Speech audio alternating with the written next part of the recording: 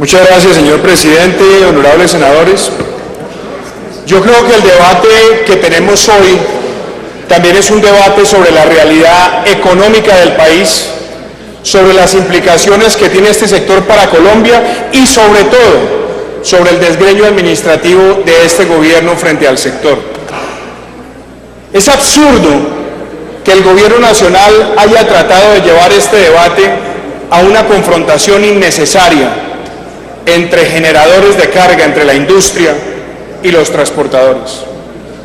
Eso lo único que muestra es una falta de visión integral del gobierno frente a la materia y que amerita también que hagamos una reflexión, y es cuál es la importancia que tiene el transporte de carga terrestre para la economía colombiana. Porque aquí no se ha dicho que ese sector puede estar representando más del 3% del Producto Interno Bruto. Y no se ha dicho además que este sector no crece por encima del Producto Interno Bruto desde el año 2010. Y se supone, señor ministro, que el ministerio es Ministerio de Transporte.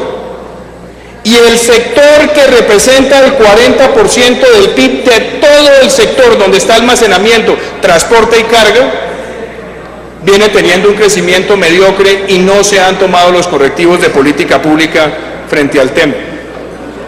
Pero lo grave, senador Serpa, es que más del 70% de toda la operación de carga que se hace en Colombia se hace a través del sistema de transporte vial. Más del 70%. Y en esa lógica tendríamos que darnos cuenta que el país prácticamente desde el año 2002 hasta el año 2014 logró triplicar el número de empresas prestadoras de servicio. Ahora uno se preguntará, porque este debate también es de competitividad, senador Villalba, ¿pueden los transportadores sentirse con plenas condiciones de competitividad en el sector? No vayamos muy lejos, doctor Andrade. Según el Foro Económico Mundial, frente a la calidad de las carreteras, nosotros estamos en el puesto número 110, estamos en la cola. Y el gobierno pretende situar este debate en un debate de satanización del transportador, cuando el transportador está llevando uno de los costos más altos de América Latina y el Caribe para operar. Y cuando miramos los costos de exportación, el sistema logístico nacional, senador Arlet Casado, es uno de los más altos del continente. En ese entorno opera el sector. Entonces yo quisiera preguntarle, señor ministro, después de que el gobierno ha tenido 5 ministros con usted en la rama y no ha llegado a su 6º año de gobierno, ¿cómo empezaba a ver las luces de alerta que el año 2015 nos trajo? ¿Sería que realmente el gobierno se dio cuenta de lo que estaba pasando en el año 2015, senador Milton? Claro, en el primer trimestre todo se vio tranquilo frente al año 2014, estábamos por encima en rendimiento, en movilización de carga. Pero le quiero decir algo muy preocupante. En el 4º trimestre, que es cuando más se tiene que ver el potencial de movilización de carga, el año 2015 nos mostró que tuvimos el peor desempeño desde el año 2010, el peor. Y en cuanto a la facturación de las empresas, tuvimos también uno de los peores trimestres de los últimos 17 años. Entonces la pregunta es, ¿será que realmente el gobierno se sorprendió con lo que estaba ocurriendo? ¿O será que aquí había problemas endémicos que se estaban presentando y que el gobierno no supo advertir? Y yo creo que esta crisis era una crisis totalmente predecible, senador Ashton.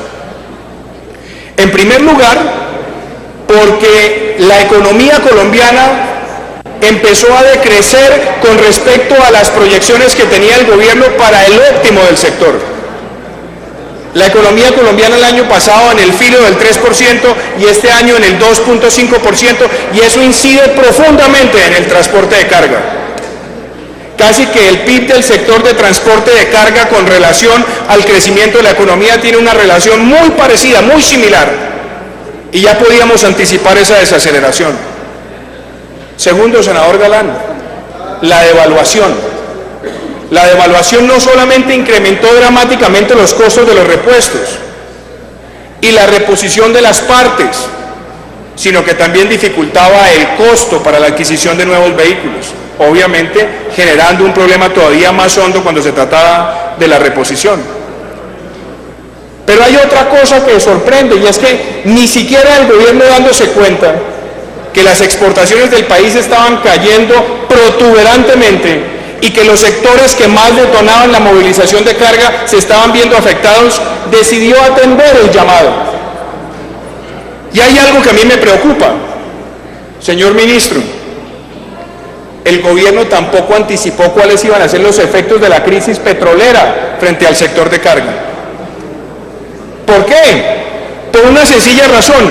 Colfecar ya empezaba a anunciar que en el periodo 2016-2018, con la caída de las ventas de hidrocarburos y las caídas de la producción, esos vehículos que entraron en la época de la bonanza y que entraban inclusive dispuestos a asumir el costo de la póliza de reposición, porque había mucha movilización, iban a generar una sobreoferta vehicular que se iba a trasladar al sector de carga plenamente.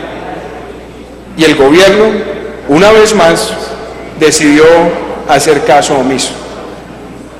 Ahora, ¿dónde estaban las supuestas sorpresas de esta situación? Y aquí yo creo que el ministerio tiene una gran responsabilidad con el país.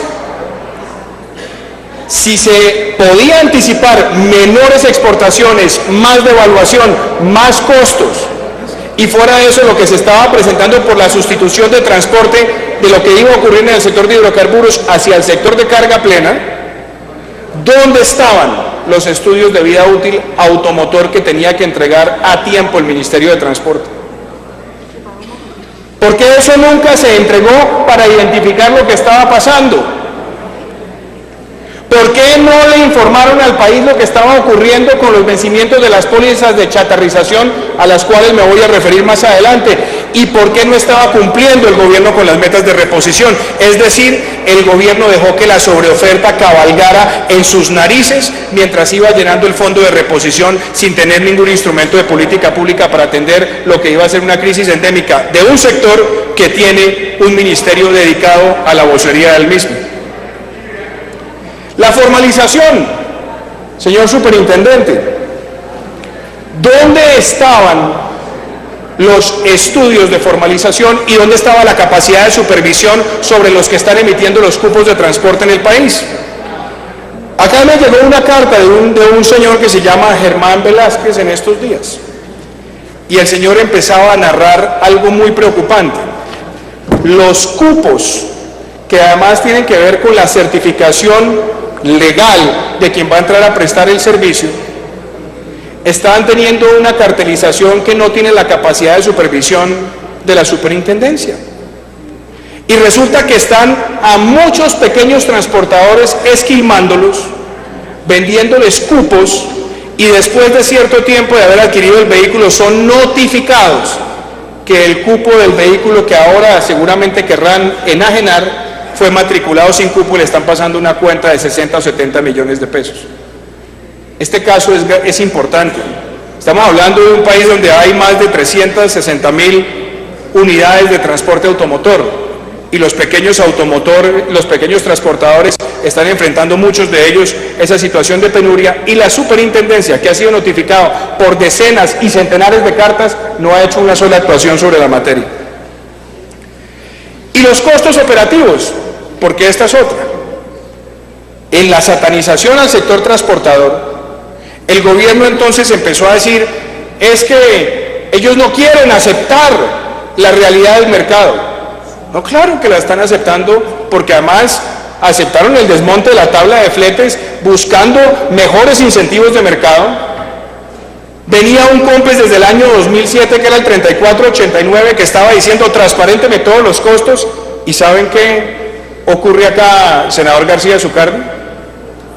Que en el famoso sistema de costos eficientes, los costos o las ineficiencias de la nación, esas no están registradas.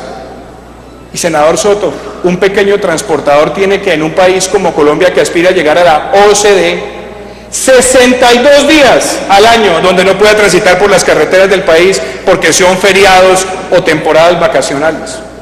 62 días. Y así queremos llegar a la OCDE. Y fuera de eso, el sistema tampoco incluía las ineficiencias de quien genera la carga. ¿Cuáles? El cargue y descargue. Porque el cargue y descargue debería ser un costo que también entrara de manera eficiente a transparentar lo que el transportador debe asumir. Y le doy un ejemplo también interesante, senador Serpa. Hay muchas empresas que en puerto hacen llegar las tractomulas y las hacen llenar con su carga y utilizan las tractomulas de bodegaje para no pagar los costos de bodegaje en puerto, que son mucho más altos. Y una vez cargada la tractomula, espera 2, 3 o 4 días hasta que ya tiene el lugar de despacho, y ahí está también en una pérdida de eficiencia el transportador, que tampoco está sincerado en el sistema integral de costos eficientes. Esto lleva a la reflexión que hacía acertadamente la senadora Susana Correa. El paro del 2016, ¿por qué ocurrió?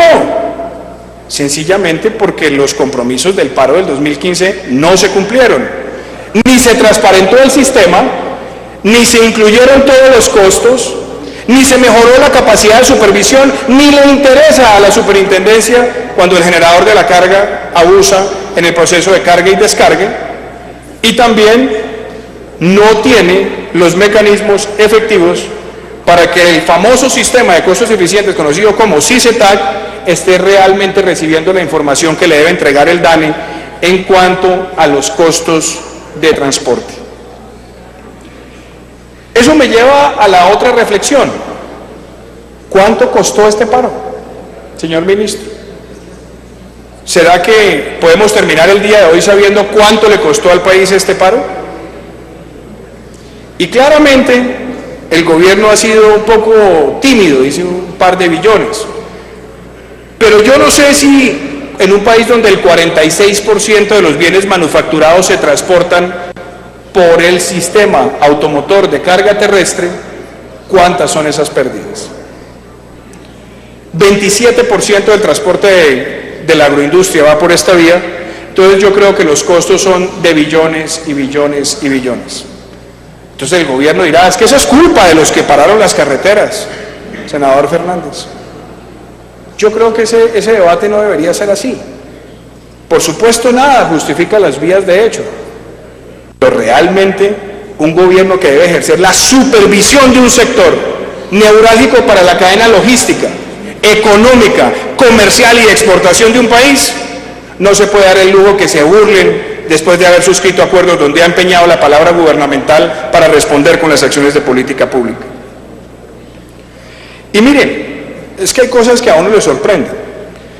El diario La República en días pasados publicó una columna de Silverio Gómez, donde hacía un análisis de cuánto se gasta un transportador en un trayecto Bogotá-Cartagena, que lo tenga que hacer asiduamente al mes. Por lo general está pagando cerca de 30 peajes, 40.000 pesos en promedio. Es decir, se está gastando cerca de 4.8 millones de pesos en peajes. Debe tanquear 350 galones a 7.500 pesos el galón, ya vamos en 10.5 millones de pesos en combustible. Carga y descargue son 700.000 por operación, ya vamos en 2.8 millones en eso solamente, más 700.000 del conductor, más un promedio de cambio de llantas en un ciclo de alta ejecución de cerca de 2 millones de pesos por mes, en promedio según el sistema de costos. Cambio de aceite, lubricantes y otro tipo de servicios son 1.6 millones de pesos adicionales. En seguros, estamos hablando de cerca de medio millón de pesos al mes. Entonces, en total la operación es de 28.5 millones de pesos. ¿Cuánto le queda antes de impuestos al transportador? 3.5 millones de pesos después de semejante operación. Ahora, eso no justifica, por supuesto, ninguna vía de hecho. Lo que sí justifica es que el ministerio que debería estar transparentando todos esos costos al menos lo hiciera, sinceramente, cuando tiene que mirar las ponderaciones en cada uno de los ciclos carreteros que tiene el país. No se hizo, señor ministro.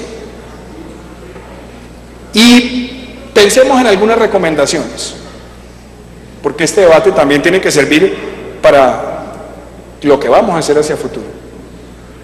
Lo primero es que usted nos muestre cómo va a cumplir el gobierno cada uno de esos puntos de acuerdo que usted suscribió la semana pasada, cuando claramente el Ministerio de Transporte ha mostrado incapacidad operativa para satisfacerlo, no solamente una, sino más de 3 veces en lo que va corrido del gobierno. Como le digo, ministro, el problema no es solo de los camioneros. El problema aquí es también del Estado. El Estado realmente va a alimentar el sistema de costos eficientes con las ineficiencias de los bloqueos carreteros en cuanto al transporte de carga por las temporadas vacacionales y por las temporadas festivas. Eso es un costo de competitividad que tiene el país, doctor Andrade. Usted que ha estado en McKinsey sabe que los estudios que ha hecho McKinsey incluyen esos obstáculos que hay en la movilización permanente de carga. También lo insiste la OCDE en las mejores prácticas para los sistemas de costos de transporte. Los generadores de carga, señor superintendente. El generador, por supuesto, que es el que alimenta el sistema, pero si la superintendencia tiene que evitar que se cometan abusos, ¿dónde está la capacidad de supervisión e inspección para que los procesos de carga y descargue, cuando se presenten abusos, tengan capacidad de reacción inmediata? Porque no hemos visto la primera sanción a los grandes generadores que incumplen muchas veces y que, como les decía, terminan muchas veces prácticamente oprimiendo al transportador, convirtiendo las tractomulas en bodegas para no pagar los costos de bodegaje en puerto. Yo creo que en el tema de chatarrización hay cosas que son realmente preocupantes. El gobierno ha recibido cerca de 1.4 billones de pesos desde el año 2008 hasta el año 2014. ¿Cómo lo recibía? De una forma muy inteligente. Había un país pujante demandando carga para el sector minero energético, entonces se compraba una tractomula, 350 millones de pesos, 400 millones de pesos, y le decían, emita una póliza de chatarrización por 60 millones de pesos, y si al cabo de 90 días usted no ha hecho la reposición, se activa la póliza y el Estado se queda con los 60 millones de pesos.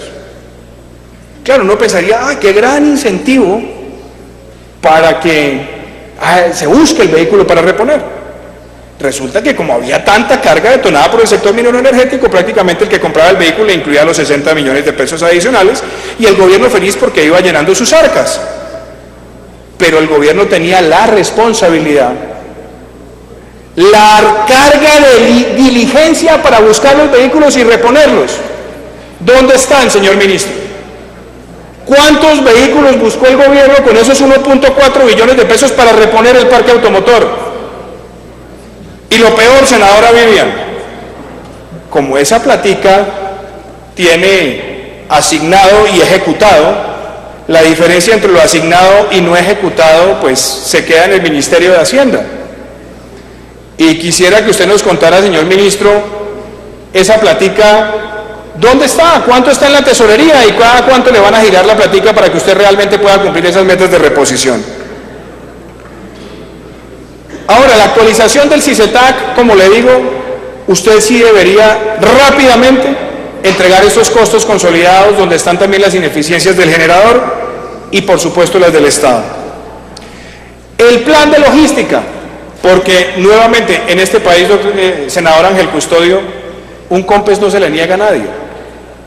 Entonces, los COMPES de logística que tiene este país dicen que el gobierno debió haber adoptado hace 3 años un sistema consolidado de logística para el cual inclusive se suscribió un empréstito con el Banco Interamericano de Desarrollo donde había condicionalidades expresas del gobierno de entregar un sistema integral de logística para el año 2003. No está. Entonces, señor ministro, si usted realmente quiere ver integralmente el sector transporte como algo que va ligado con la competitividad y con el comercio, más le vale al gobierno que le muestre al país cuál es su agenda de mejoramiento en materia logística, porque el otro tema que tenía ese plan, que era el transporte multinivel, para que usted pudiera tener tractomulas de mayor capacidad en las arterias viales que tienen planicie y después la sustituyera por otro tipo de tractomulas para subir los cordones montañosos del país, tampoco se cumplió. Y era una condicionalidad también presentada al Banco Interamericano de Desarrollo. Las plataformas y los puertos secos también ayudan mucho. Entre otras cosas, hay que mejorar la regulación para que no se presenten abusos en puerto y que tengamos sistemas de carga y descargue en puntos intermedios de la geografía nacional para mejorar los sistemas integrales de costos. Señor ministro, el observatorio de carga, es que todo esto solamente funcionará con transparencia de costos si el observatorio de carga opera. Y opera ojalá con personas independientes y ojalá usted incluya acá a distintos sectores de la economía. Y cierro con el otro tema que me parece que es la falla más grande, el liderazgo institucional. 5 ministros de transporte en menos de 6 años de gobierno. ¿Dónde está el piloto? Porque cuando hablamos de viceministros también es igual de crónico. Uno diría, bueno, cambian a los señores que portan el ribete. La sustitución permanente de quienes ocupan los viceministerios es altamente preocupante y yo creo que un sector que tenga tanta movilidad en los cargos de dirección no puede ejercer ningún tipo de liderazgo. Que si el país debe tener más mercado, sí, que lo tenga. Pero las reglas del mercado se basan sobre información transparente e información disponible para todos los agentes para que no se presenten abusos de posición dominante. Ojalá la superintendencia asuma ese rol.